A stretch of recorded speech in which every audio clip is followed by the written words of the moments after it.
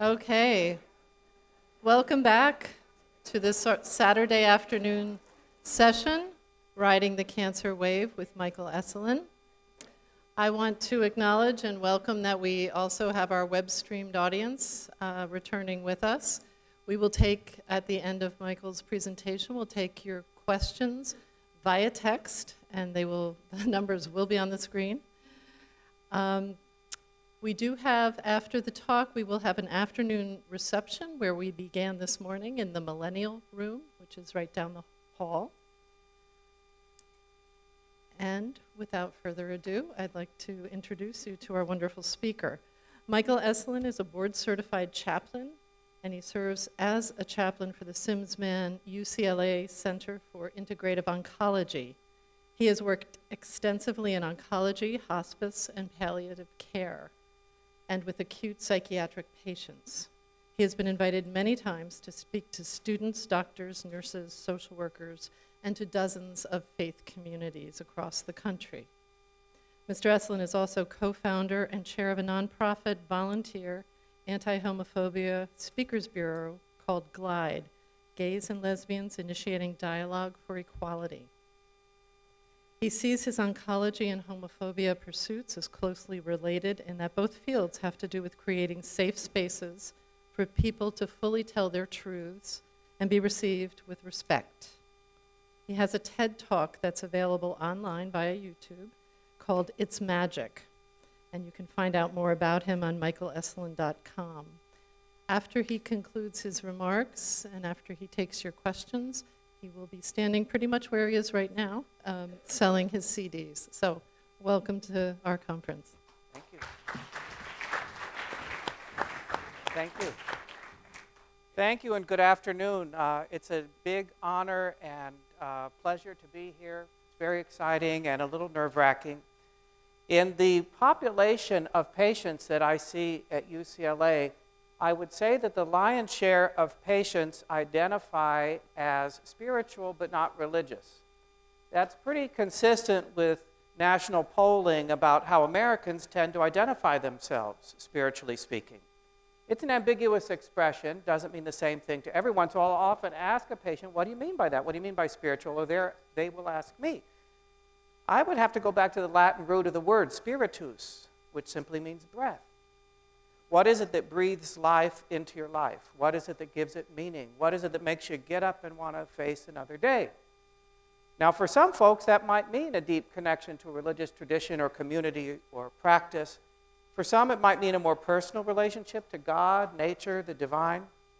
For some, it might mean their family, or it might mean their job or their dog, or it might mean a great round of golf, or surfing the perfect wave. For some, it might mean the place where they feel that connection to a larger truth or reality. It might mean the beach, the mountains, the desert, the Thanksgiving dinner table. Whatever it is, as anyone in this room can attest, cancer can really mess with all of that.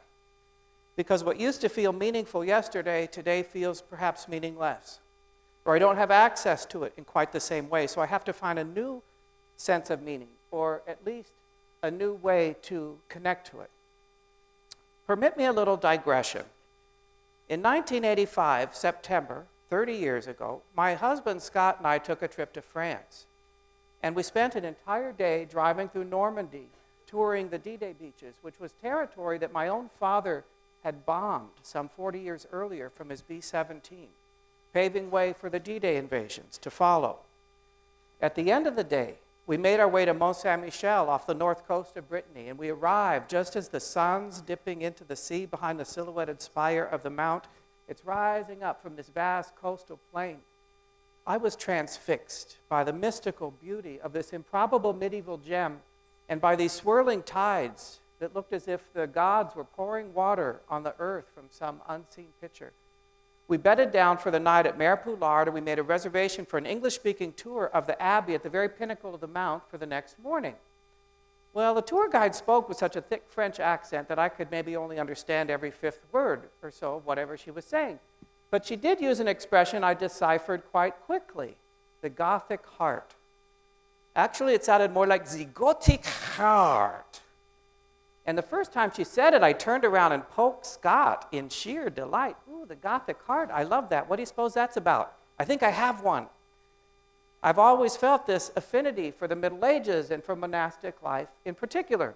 She used the expression several more times, but she never came around to any explanation that I could understand anyway. Until about 45 minutes into the tour, I realized she wasn't saying Gothic Heart at all. She was saying Gothic art. Those of you old enough to remember Gilda Radner on Saturday Night Live, I had my own little Emily Latella moment.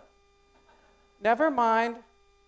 Still, I was crestfallen. I loved the idea of the Gothic Heart, so much so that it still sticks with me some 30 years later, but all in my imagination. My point being, meaning-making is a creative endeavor.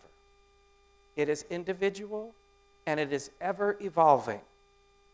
We do, in part, make meaning collectively as a culture, and sometimes those collective meanings can seem fixed and solid and concrete. A shiny new BMW means financial wealth. Financial wealth means success at life. A long marriage means you must be happy. As the wave of life washes over us, we come to understand how untrue such notions might be, that everything isn't quite as it appears on the surface. Still, the meaning we attach ourselves to, whether it's individual or collective, is a creative and ever-evolving choice. There is a whole world of meaning, communal meaning, attached to cancer. The language around it is so pervasive we may not even hear it anymore.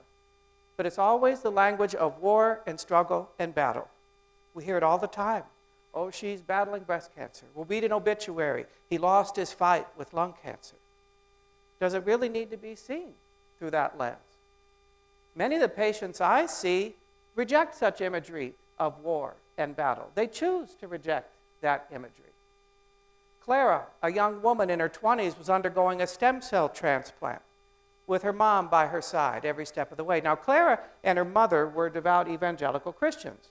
Now, I've certainly supported hundreds of Christians over the years, and I've certainly heard many of the flavors through which a Christian might interpret their challenge through their spiritual lens. But Clara and her mother had a unique perspective. Her mother said to me, "Michael, this cancer is a part of my daughter. Therefore, it's a part of God. Therefore, I have to love it as I love my daughter and as I love God, and I believe through loving it, she will be healed." In a slightly different vein, Claudia, in her mid-50s, very reflective woman, breast cancer patient, said, "Michael, I can't afford to be at war with my own body anymore. What if my body's doing the best that it can? I want to love my body. I want to love it so well that that cancer just releases and goes back to wherever it came from." In a similar kind of way, Rhonda offered the imagery of cancer as a dance with a tiger. She had the most beautiful metaphor of waltzing that tiger back into its cage. Still others resonate with that imagery of war and struggle and battle. Carlos, a young man, 20-something, testicular cancer patient, he liked to see his cancer and envision it as a violent video game, a war to be won. The thing about seeing cancer as a battle and a war is that it promotes a dualistic, black and white, either-or kind of thinking, with language like win and lose, success and failure. I run a monthly support group at the Sims Man Center in Los Angeles, a circle of reflection, and every month we talk about a different theme. And not long ago, we talked about this very thing. What does success with cancer look like? Well, the obvious answer is cure, right? Or complete remission. But if I've supposedly been cured of cancer and I'm in complete remission, but I'm living in mortal fear of it returning, or I'm grieving so terribly what's been lost along the way, what it cost me, who won the war? For some in the group, success meant getting my old life back, whatever that might mean. For some, it meant maybe living long enough to see a beloved child or grandchild graduate from high school or college or get married. For some, it meant finishing a book I've been writing, or for some, it meant growing spiritually into deeper peace with myself and my relationship to God. For some, it meant being a witness to a miracle so I can give testimony and bring other souls to the Lord. The thing about success and failure, though, is that sometimes it's hard to tell which is which. What if cancer just is? Like a wave in the ocean, slowly moving toward shore. A wave that has the power and force to cause harm. But surfers pray for such waves, for the sublime thrills of the peaks and valleys of the ride, even risking wiping out altogether. And from what I've observed of those riding the cancer wave, the opportunity, maybe even the invitation, is there for profound spiritual growth. We might come to a whole new understanding of who we are, what we're made of, what we're connected to. We might come up with new definitions, new understanding of who or what God is, what life is about, new definitions for words like success and failure, healing and cure. We might come to understand really what it means to be a human being, to love and be loved. Or we might not. But the wave is real, and it will take us on a ride, whether we would go along willingly or not. And before anybody says, oh, come on, nobody goes on this ride willingly. I did have a patient not too long ago, Dinesh, who was raised in India, steeped in that culture, who when diagnosed with stomach cancer quite calmly said, okay, now I get to experience what this is like. We have a choice to make how we will choose to ride that wave.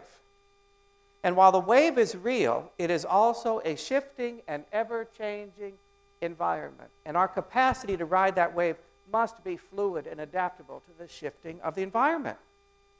Like taking any trip at all, it's a really skilled traveler who can let go of yesterday's goals and expectations and plans and embrace today's reality that may have new goals and expectations and plans. Maybe this trip started off to be our ideal honeymoon, but now there's a hurricane in the forecast, and it's about getting home safe and sound. Still, there is a learning curve here, and it can be steep, as any surfer will tell you, because that cancer wave can rock us to our very core. How we meet that wave does seem to tell the tale, and to me, it is ultimately a matter of faith. Now, it might be a faith that's best described in religious terms or in completely secular terms, but it's faith nevertheless. In religious terms, that faith might be that God will heal me, that I will be okay, that I will be safe. In secular terms, that faith might be in the latest drug trial, or in vitamin D, or organic food, or positive thinking. For some, the faith is so profound, it just has to do with, I just believe there's a reason for everything. That one is so prevalent, I hear it from folks all over the belief map. I hear it from the religious to the secular alike. I just believe everything happens for a reason. Now, that reason might be articulated in religious language or spiritual language or secular language, but the theme is the same. In religious language, that reason might be the Lord is testing my faith, or being brought closer to the Lord because of my suffering. In spiritual language, maybe less religious, that reason might be this is a wake-up call. It's a reminder not to take life for granted, to focus on really what's important and let the other stuff go. In secular language, that reason might be it's because I've been angry, or I've lived an unhealthy lifestyle my whole life, or I live in a polluted environment. That's why I have cancer. For some, the faith is so basic that there's a reason. It just gets articulated as, I just believe there's a reason, Michael. We can't know what it is, and I hope someday I'll find out. Now, every one of those statements of faith can offer some soothing and calming to our spirit, but it can also intensify our suffering when it gets expressed as, it's because of something I did or didn't do that I have this cancer. It's because of something I believed or didn't believe. It's because of something I prayed or didn't pray. I must be some kind of idiot to need this lesson. Couldn't I bought the Cliff Notes on this one? Where that faith meets that wave does seem to tell the tale, and it can often mean a spiritual crisis when the old faith isn't big enough for this circumstance. We go through life sometimes so certain of what we believe and hold to be true, we meet a crisis like cancer, and suddenly all bets are off. All bets are off. So I suppose a good place to start is, what's my relationship to spiritual crisis? Can it be okay for that first wave, or 2, or 10, to wash over me, hold me underwater, bounce me off the bottom of the ocean, leaving me with a mouthful of sand, spitting and sputtering while I try to get to the surface? Can it be okay? Can I offer myself the grace to splash around and gasp for air while I get my bearings in this new reality and decide where it is I'm going to put my faith? I meet a lot of folks who, when I first introduce myself, they'll tell me, "Oh, Michael, I've got very strong faith, I'm just fine." And I know they think they're being perfectly clear, and I don't know what the heck they mean. Faith in what? In God, in Jesus, in their own positive thinking and power? In what? And if it is a faith in God, what does that faith tell them? That they'll be healed, or that they're not alone, or that they have what it takes to make the journey? It's thy will be done, not my will be done. Any one of those statements of faith is going to ride that wave in a different way. And what happens if it's not up to the rigors of this particular wave? Ruth, I only met once on her first day of chemotherapy, newly diagnosed with breast cancer. Ruth was also a devout evangelical Christian, and she told me, "Michael, the Lord isn't testing me with this cancer. I'm testing the Lord. I'm going to go through chemotherapy, and I'm not going to lose my hair. Too many people are counting on me. I can't afford for anybody to know I'm sick, so Lord, it's up to you. I'm not going to lose my hair." Well, this raised a bit of a red flag for me. What would happen when she does lose her hair? What kind of spiritual crisis might that be? So I gently tried to tease apart her theology and see if there was any bedrock of belief down there that it could include the circumstance of her losing her hair. Sadly, she wasn't open to that level of conversation.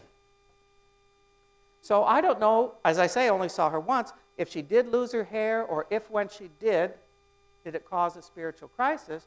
But if she had, it would be no different than anybody here putting all their faith in the latest drug trial or in positive thinking or vitamin D and discovering that my cancer just wasn't arrested.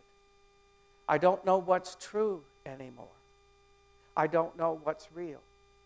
I don't know where to put my faith. Now, at that particular juncture, some folks get angry. They will deny God. They'll get angry. They'll get angry at God. They'll get angry at others. They'll get angry at the doctor. They'll get angry at themselves.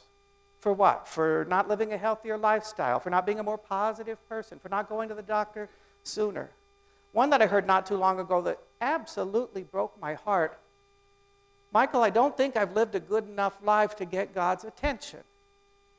I don't think I deserve a miracle." Carolyn had no trouble at all sharing her spiritual crisis. If anything, she was so thrilled to have somebody just to listen.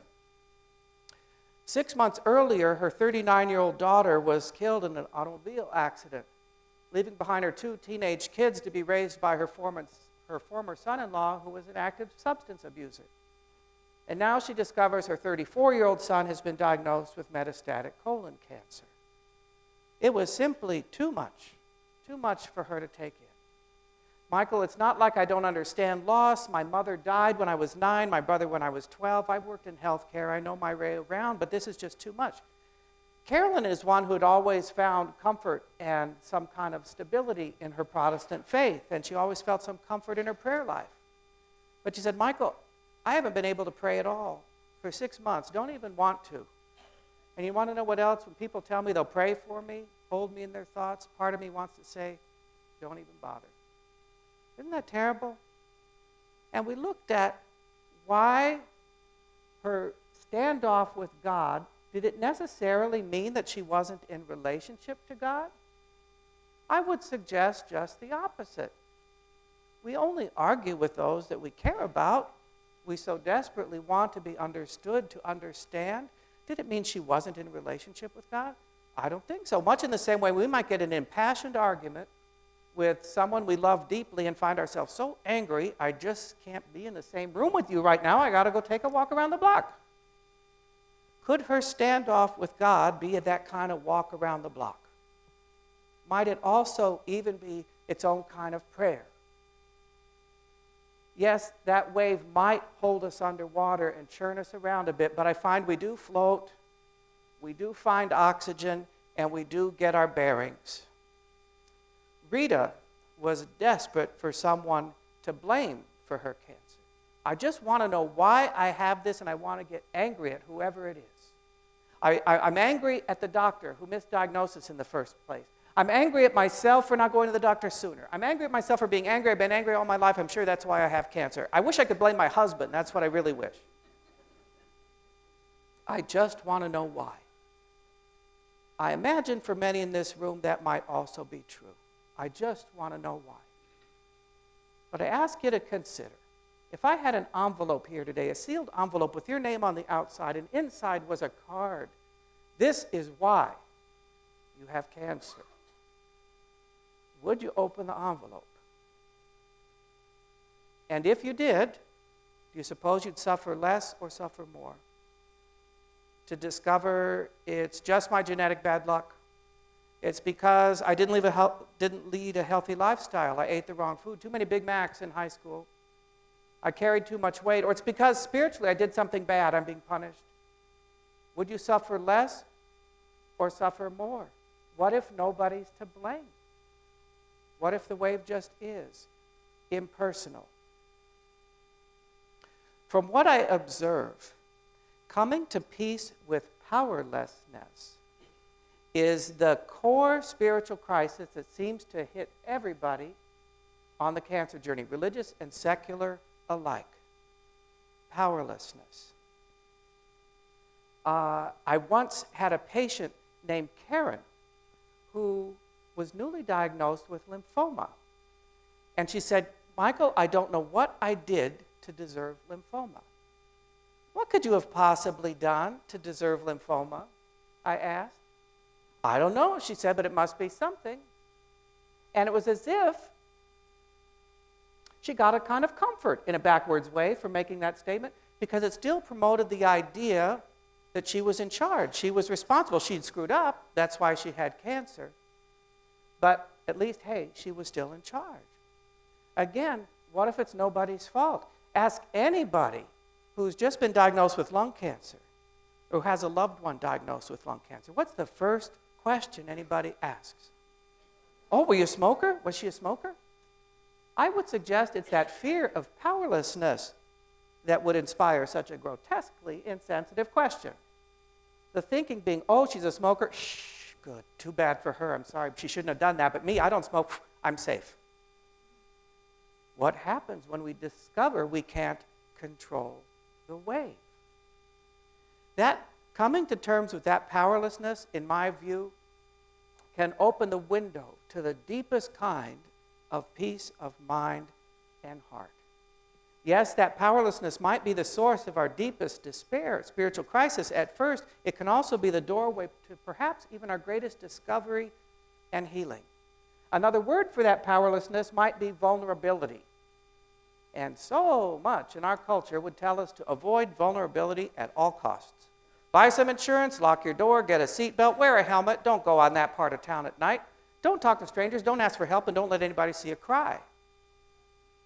From what I've observed, the magic in life gets revealed when we move in the opposite direction, toward our vulnerability, toward our powerlessness. And if cancer is anything at all, as anyone in this room can attest, it is a doorway into the land of the vulnerable on so many levels and in so many dimensions. Still, it's a creative choice and it's a skill how we will meet that vulnerability. How will we meet that powerlessness? We can meet it kicking and screaming. We can meet it with more fascination than fear. Either way, we're guaranteed growth. That cancer wave holds up a uniquely powerful mirror to everything we have held to be true and dear and sacred. Still, it's an incremental process as we might move from that place of denial and anger to a place of acceptance. One of the oncologists asked me into one of the exam rooms to offer some support to Victor, who was about to find out that the pain in his back was not the pulled muscle he had hoped, but was indeed a metastatic sarcoma. It was nearly impossible for Victor to take in this news. He had seen himself as pristinely healthy, fit, a young man, a yoga teacher, a vegetarian, impossibly fit. It took a good long time to tease apart what he really heard in that doctor's office. What was true, what wasn't, what were his options, what weren't. He started from a place of, I'm not doing chemotherapy, that's ridiculous. It's toxic, it's poison. Why would I put that into my body? My body will heal itself, or maybe it's just my time to go. He moved in time from that place to a place of being willing to undergo chemotherapy. And he made a creative choice to not see the chemotherapy as toxic poison, but he calls them his golden infusions. His tumors have shrunk enormously, and he's doing very well. Still, it's an incremental growth process, getting from one to the other. And like any growth process, there are opportunities and there are obstacles. Both on the cancer journey, I find, are quite formidable. From what I observe, coming to peace with powerlessness, the obstacles involve a theme of attachment. Now, it might be attachment to maybe an identity or to an outcome or belief system, but it's still attachment. I've worked in many different settings as a chaplain over the last 15 years. I've worked, obviously, in oncology. I've worked in liver transplants, in the psychiatric hospital, hospice, palliative care. Every setting seems to have its unique constellation of spiritual challenges that kind of float to the surface. In liver transplants, for instance, so many people need new livers because of past self-destructive behaviors. Drug and alcohol abuse, for instance. So there could be a lot of shame and disgrace. Do I really deserve this second chance? You mean I have to pray for somebody to die so I can live? On the cancer journey, I find one's whole identity often just deconstructs right before your eyes. Everything that I held on to as an identity is just gone. So who am I? I had a patient once who was quite accomplished engineering professor, brilliant man, brain cancer. Said, Michael, I used to be smart. That's who I was. Now I can't find words to complete a sentence. Does he cease to exist in that moment? Is he no longer himself? Think for a moment of 5 things that make you who you are. That if anybody's going to know you at all, they're going to know these things about you. They're going to know you're a devoted mother or aunt or grandmother. You're a talented athlete or artist, or you're an accomplished accountant. You're known for your beautiful head of hair. That would be me. Imagine none of it is true anymore, or not in the same way. Who would you be then? Is there an essential you who is deeper than all those labels to which we would have attached ourselves? And what's more, is he or she worthy of love? Is he or she still capable of giving love? As painful as it is to hold those questions, I think they're worth holding. As one who's walked beside thousands of patients whom I would just as soon call my teachers, what's on the other side of those questions is profound indeed. Even though nobody signed up and bought a ticket for that particular ride. Now that journey towards spiritual essence can be a blessing, but what can trip us up is our attachment to an old, limited, outdated identity. One of the oncologists asked me to go to the clinic to see Vicki. She was very concerned about her level of distress. She was so concerned she thought she might need a psychiatric evaluation. But in any event, Michael, she's in the infusion clinic now and she's sobbing. Will you go see her? Well, Vicki's been dealing with a particularly rare cancer for over 15 years. And in those 15 years, she's been on maybe a dozen different drug protocols, and each one has worked for a time and then stopped working. Today was day one of yet the next in a long line of drug protocols, and Vicki was just cooked, just done. But to hear her tell it, Michael, I'm really so lucky. I'm the most blessed person in the world. Look, at least my cancer is treatable. And look, I've got this wonderful family. I've got this husband and my kids and grandkids, and I belong to a wonderful church community. I've got my faith. Really, I'm so blessed. And it was like the more she talked, the tighter the rope got around her neck. Because it was as if she couldn't reconcile these all too human feelings of despair, frustration, anger, resentment, with her attachment to her identity as Little Miss Sunshine. I don't think it was so much the stress of starting a new drug protocol that was getting to her, as much as it was her moralizing about these very human feelings. I mean, look at so many other people in the clinic here, Michael. They have it so much worse than I do. Why am I such a crybaby? Boy, who's heard that one before? And how many themes she raises in such a statement beyond just her attachment to this identity. She raises themes about compassion and grace. It was as if she were deciding to compose a symphony called Vicky, but had decided we're only going to use these 5 or 6 notes. We're only going to use the notes of joy, forgiveness, happiness, gratitude. There's no room whatsoever for darkness, despair, frustration, anger. The thing is, it takes all 88 keys on a piano to write a full-bodied symphony. A few deep, dark notes in the symphony of Vicky does not negate her essential sunshiny spirit. It doesn't make her less of who she is. It makes her more. And in making a statement comparing her suffering to others and why am I such a crybaby, she diminishes her capacity to give grace to herself to just be a human being. It's something I call the it could be worse strategy. We all use it all the time, sometimes multiple times a day. Well, it could be worse, so I guess I should be grateful. It's meant to snap us into an attitude of gratitude, but we just as quickly might use it to beat ourselves up. It's not terribly infrequent that I'll hear a patient say, well, I threw myself quite a pity party yesterday, but that's it, no more. It hurts my heart to hear people talk about themselves with so little grace and compassion.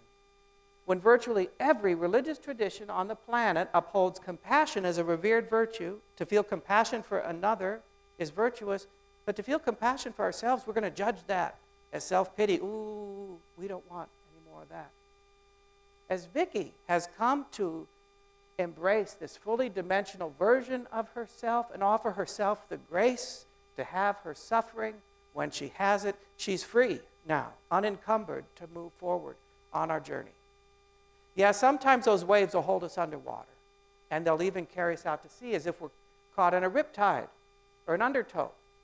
I grew up in Long Beach, California, and every spring the lifeguards would come give us a water safety assembly at school, and they'd tell us what to do if we got caught in a riptide. Don't swim against it. You will drown. Allow it to carry you out. When you can, swim out of it, parallel to shore. Get your bearings. Rest up. Get your energy. And when you can, swim back to shore. It's a wonderful image. Struggle, I find, just kind of makes sure that we stay in the struggle, like a tug of war. Remember those Chinese finger puzzles we used to get at carnivals, bamboo little tubes? You stick your finger in. Mom, I can't get my fingers out. And then you kind of breathe and so we might get overwhelmed with those feelings of it's a sin to despair, but I've got to be positive, and why is this happening to me? It shouldn't happen. Maybe it's best sometimes just let those feelings carry us out to sea, and when we can, swim out of them, get our bearings, and swim back to shore. Sometimes I find it's not just our attachment to an old limited identity that trips us up. We can unwittingly get attached to our new identity as cancer patient. I can't tell you how many times I'll meet somebody in the clinic and I swear to you the whole shape of their face changes when I ask them about their grandkids or their dog. Oh, you got to see a picture of him. Look what he did this morning. The face just changes.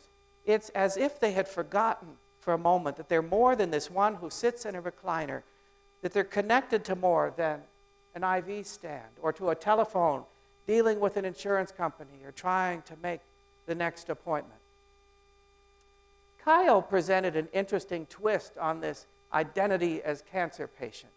Kyle got the news everybody wants to hear. You're cured. You're done with this. Put it behind you and live your life. And he was totally immobilized, paralyzed with fear. Couldn't take a step. And his life needed some attention. He had a business that needed attending, a marriage that needed attending, but he couldn't move. Michael, I don't understand it. I'm the one who beat the odds. My church even asked me to give an inspirational talk about my fight with cancer. It was as if he had attached himself to this identity, cancer patient as superhero, kind of like the latter-day version of Lance Armstrong before the fall from grace. I asked him, what would it mean to put down that mask, to come out from behind it and say, you know what, I beat the odds and cancer still kicked my ass. What kind of inspirational message might that be? Offering others the grace to be a human being on a human journey. As he did put down that mask and come out from behind it, it was quite a liberating thing to witness. Sometimes it's not just our attachment to an identity that can trip us up. We can get attached to a belief or a belief system. One belief that I think nearly all of us carry, even though many of us would be reluctant to admit, is that life and the world and the universe is just and fair. The pain of letting that one go, or even owning the possibility that maybe it is just and fair in some cosmic sense, but I sure don't have what it takes to see how that may or may not be true. Heidi came into our clinic, 32 years old, desperate for someone to talk to help make sense of all this. 32, newly diagnosed metastatic colon cancer. Michael, I don't understand why this is happening. I'm a good person. I have never knowingly hurt anyone. I don't lie. I don't cheat. I was raised to volunteer and be of service. I've been of service my whole life. I've been faithful. I'm a devout Protestant. I pray. Where is God? Why aren't my prayers answered? Geez, does that sound familiar to anybody here? She raises so many themes beyond the desire to make sense of it, as if such a thing exists. Questions about who or what is God? What about prayer? Why isn't it answered? In some of my reading over the years, I've come upon this theme of betrayal, death, transformation. That for any real transformation to take place, it must be preceded by a betrayal and a death. Now, it needn't necessarily be a physical death, but the death of maybe an idea, a belief system, maybe even a relationship or a job. If we look at the story of Jesus, the theme is there. Jesus had to be betrayed, had to die for the ultimate to take place, the centerpiece of all Christian theology, the resurrection, the transformation. This pattern exists in Greek mythology. It might be interesting to look back at your own life of points of tremendous growth and look at it through that lens. Is it possible that that transformation was preceded by a betrayal and a death in any way? With Heidi, we had to look at what was she really saying about her belief about God. And she had to admit, ultimately, that she believed if I'm a good person and I do the right thing, I will not get sick and I won't die.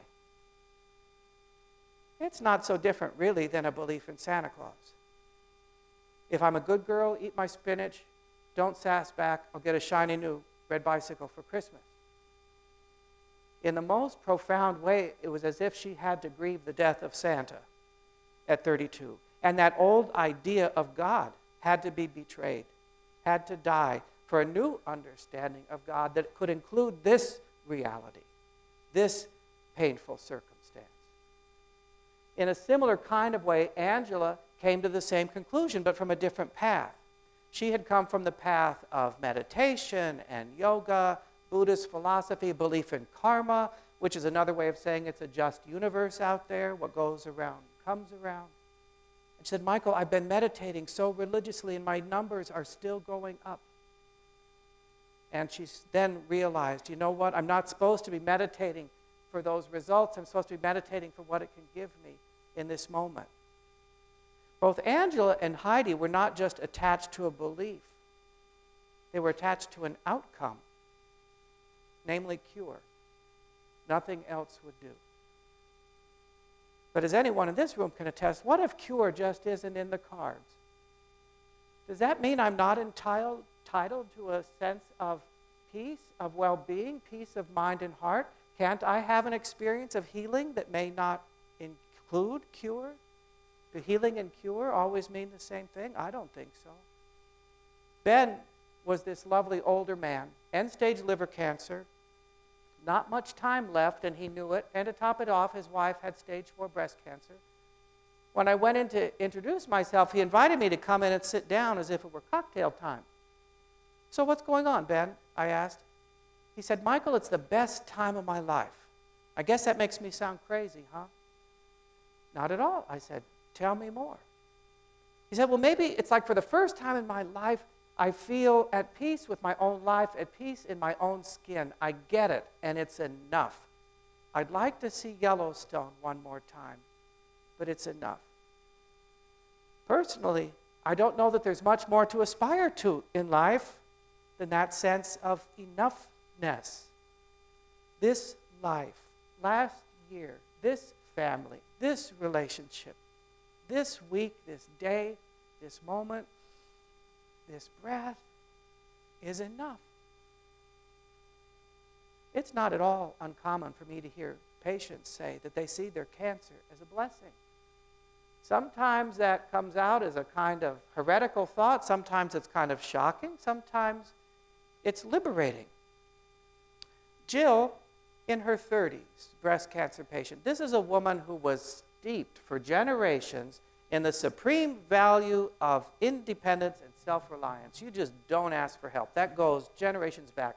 She was so steeped in this belief system that when she was first diagnosed, she considered not getting treatment. I just can't have people feeling sorry for me. And if I do get treatment, nobody's going to know about it. I can't have people wanting to help me and looking at me like I'm a patient.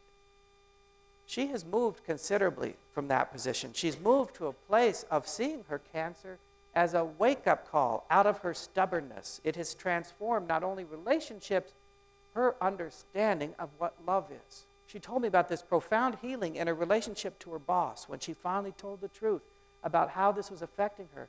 What's more, she discovered that love is something circular, not just one way, that I have to give it, I also have to receive it, and that love might sometimes look like help. It was actually quite moving as we're sitting there talking, and she said, I guess I'd have to say I'm glad I got cancer. And then her face screwed up and said, I can't believe I said that. And then she said it again. Yeah, I'm glad I got cancer. Talk about betrayal, death, and transformation right there. The paradox of all, the irony, takes a lot of strength to be vulnerable.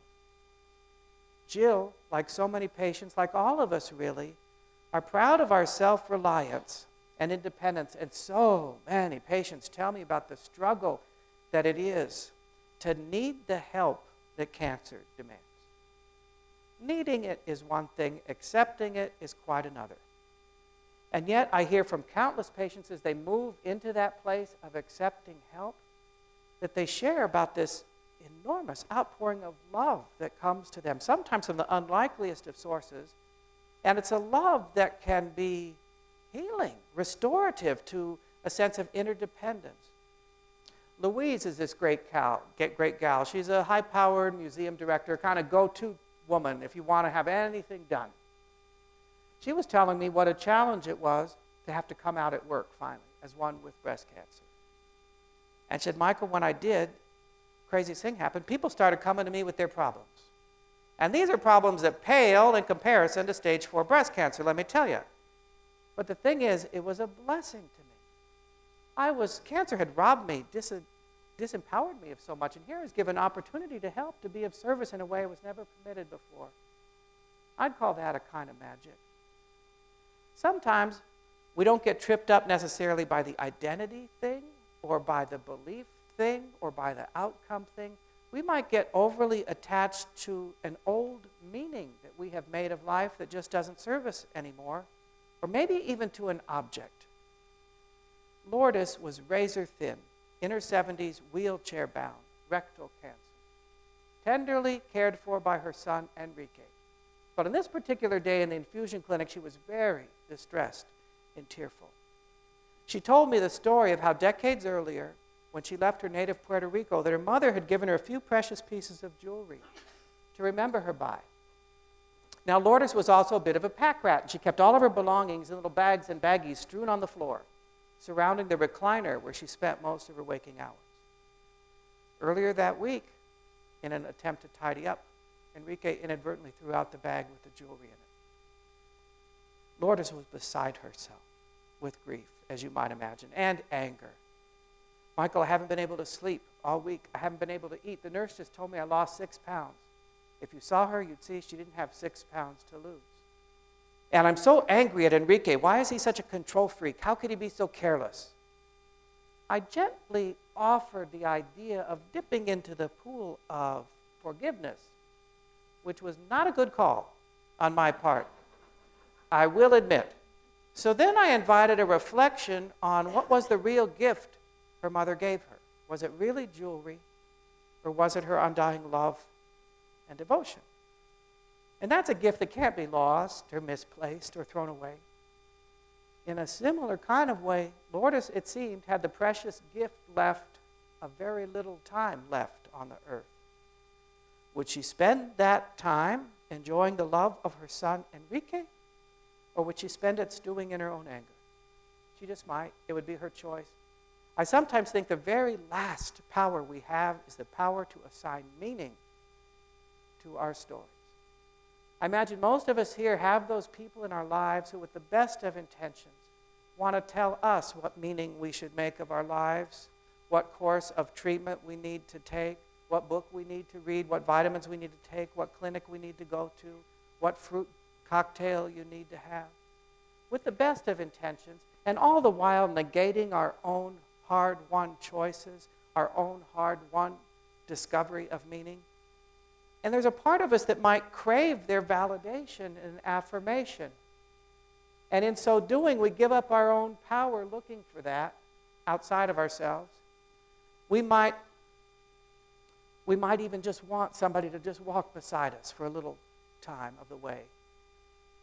Can we honor our own hard-won choices, our own hard-won meaning that we have made of life? Can we come to peace with the never-ending pattern of betrayal, death, and transformation that would seem to be what life is? My father died New Year's Eve, 2004.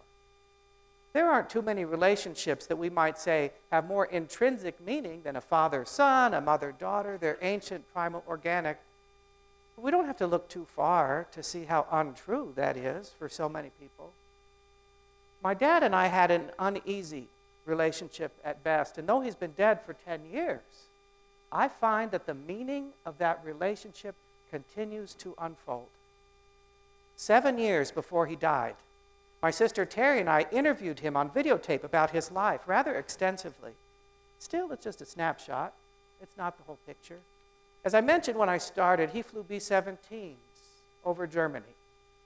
And he was telling us about a ritual he used to have with his crew when they'd take off for a mission, checking out the intercom system. My dad would begin singing into his headset, "I've flown around the world in a plane." Bombardier comes on, "I've settled revolutions in Spain." Tail gunner, "The North Pole I have charted, but I can't get started with you." It was a popular song at the time. I find that story to be so sweet and specific. And it brings the most youthful and human dimension to a man, an experience that's just, it's outside of my comprehension. Well, many years after the war, my dad called Milton Tarr, his co-pilot. Milton just answered the phone, and my dad just sang, "I've flown around the world in a plane." Milton just barked, "Who the hell is this?" "It's me, Milton, Albert. Remember how we used to sing that before we take off on a mission?" Milton had no recollection of it whatsoever, which made my dad sigh in disappointment, us too. And I've spent so much time wondering why that story still touches me so. And the fact is, I don't know. But I think it gave maybe a glimpse of an aspect of my dad that we rarely got to see. I don't think he was ever really at ease in his role as a father, and certainly not one with 2 gay kids. And the times we could ever meet and be on the same page about anything were pretty rare, even though more likely we'd meet on his page than he on ours, but never mind. Those times have meaning for me, and they matter. And what I take from my dad's story with Milton, and from all of the stories I've shared with you, is that our journey, in the meaning we make of it, is ours alone. To make of it what we will, can we hold those memories, the meaning, and cherish them and caress them, but hold them light enough to allow them to change color and tone over time, or maybe even lose meaning altogether? But in any event, the meaning is ours. And I still love the idea of the Gothic heart, even if there's no such thing. May we all ride our waves with grace, keeping our eyes open and our hearts open for blessings we don't even know we're looking for. May we find peace there. It is ours. Thank you for listening.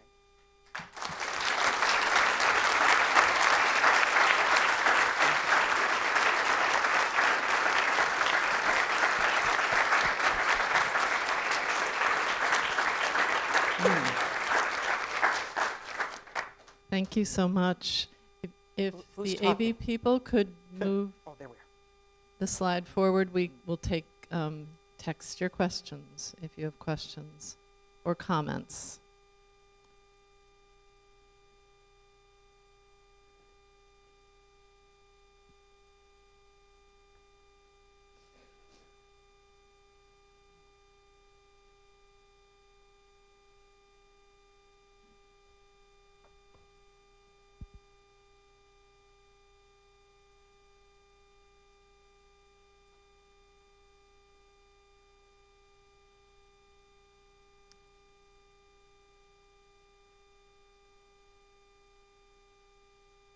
You've given us a lot to think about. Perhaps that is. Does that the mean there's no reason. questions? If anybody just wants to That is. shout them out, I'm good with that too. I'm not all about the technology. I think that's Nothing? why don't. I'm sorry. We have a question at our table. Okay. Hello. Hi. So I have been on a very spiritual path. I'm definitely one of those people that's not religious, but would consider myself to be spiritual, and practicing meditation and just really very open. But I get frustrated with myself a lot, which then I get frustrated with myself again about being frustrated with myself, which starts a whole thing. Any advice on how to decrease those times when I haven't meditated for 2 days, and then I get frustrated that I haven't meditated for 2 days, and then I realize that maybe if I had meditated in those 2 days, you can see I could spiral on this really forever, and I won't. But if you could talk to us a little bit about that, please. Thank you. Wanting to meditate every day and making it something else to do, in my view, is kind of missing the point of meditation. Being in this room in this moment can be a meditation. And for me, I grew up with a kind of understanding that meditation was about transcending and going to this Zen place. And if any of you have a mindfulness meditation practice, the way it was explained to me, which I love so succinctly, is coming to each moment with radical acceptance. That means right now, I'm frustrated, I'm beating myself up, and I feel like the loser of the world, and I haven't grown any bit at all. Can that be okay? Not have to fix that or change that.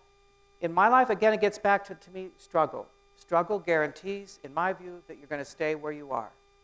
How can I notice I'm struggling, first off, being mindful? I notice I'm really struggling. Can I let go of the struggle? I'm really depressed today. And I may be depressed for a long time. And my instant response, because I want to experience pleasure more than I want to experience the pain of this, is, well, what caused the depression? What can you think? Choose a different thought. Da, da, da, da, da. And then there's this tennis match going on in my head. You're a loser. No, you're not. Yes, you are. No, you're not. And if I can just say, I'm depressed today, so what? And make it okay, move into the depression. Let's really chew on it and eat it and just let it fill my body. It lifts. That's my experience. In the way of trying to talk myself out of it, or somebody, believe me, when you work in a psychiatric hospital and people are clinically depressed, they've heard everything about, well, just pull yourself up by your bootstraps and just get a job and look at the sky. Doesn't that make you happy? It makes me want to kill you, is what it makes me want to do. So can I just honor where I am and have that be its own kind of meditation? If I have time tomorrow to sit for a half an hour or 5 minutes, then dandy. but I'm going to make a commitment to love myself first, as I am in this moment. Other questions or comments? Yes, there are some coming can't see in, who's coming talking. through. Someone's thanked you for your speech and said it was magic. Oh. And the other question talking? is, I am. There, I okay. am. Okay. I was gonna Pay no say, attention to that man behind the really, curtain. the great and powerful Oz, here I am. What are some tools for when you want to control the situation and you can't? What are some tools to let go? Boy, the serenity prayer, you can't do better than that. Those of you who are familiar with 12-step, God, grant me the serenity to accept the things I cannot change, the courage to change the things I can, and the wisdom to know the difference. My mom's partner, who died a couple years ago, was a master at this. He was not a terribly self-reflective person. He was not terribly emotional.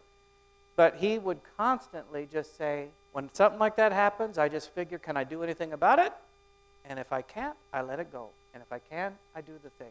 I'm terrible at that. But I'm getting better. I'm just mindful that that's my course. Yes. I'm Yes. right here. Okay.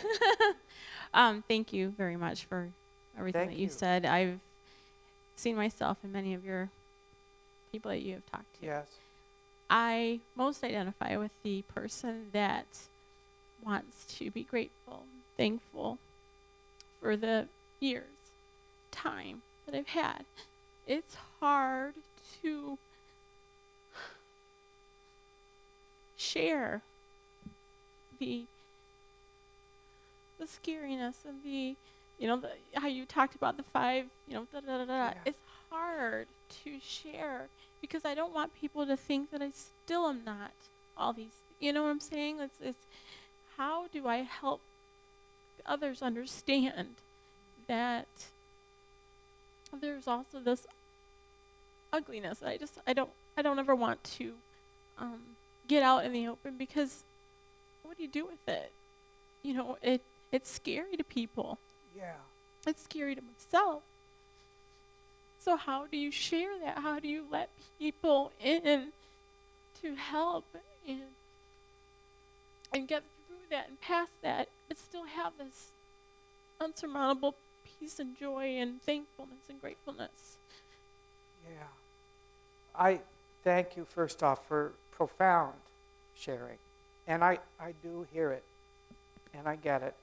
And I hear from a lot of patients that it's a bigger burden taking care of their caregivers and their feelings and not scaring them, that it'd almost be easier to do it by myself. I understand that. So my encouragement is to find one person that is brave enough and strong enough to hear the truth.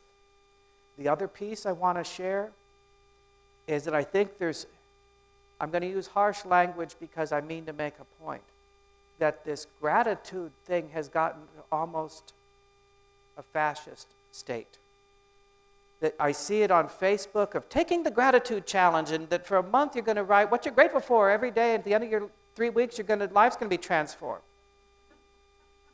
And I don't know what kind of grumpy-ass chaplain that makes me, but it just pisses me off.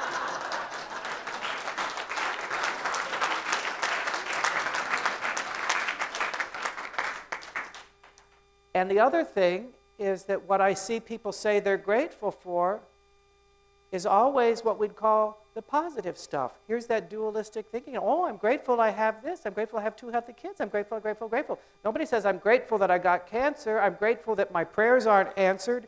I'm grateful that my life sucks, that my loved one walked out on me for somebody younger and prettier. And yet, those are the very moments that shape us, just like raw gems that need to collide violently in order to get that polished essence. That engineering professor who needed to lose his mind to find his spirit. The craziest thing about that guy, remember I told you about him, the engineering professor, is he talked about how nobody liked him. He wasn't a likable person. And through this vulnerability, I found him very likable. So what's the real thing? So I go easy on the gratitude thing. If gratitude comes in your heart, savor it, enjoy it. If tomorrow I'm not grateful for any of it, quit demanding that I feel this way. Like, quit demanding that I be positive when I'm not. Some of my patients call it the tyranny of positive thinking. And I couldn't agree more. This demand that you somehow feel, think, or be different than you are in this moment. That, to me, is a deeper value that I'd call grace. That's just allowance.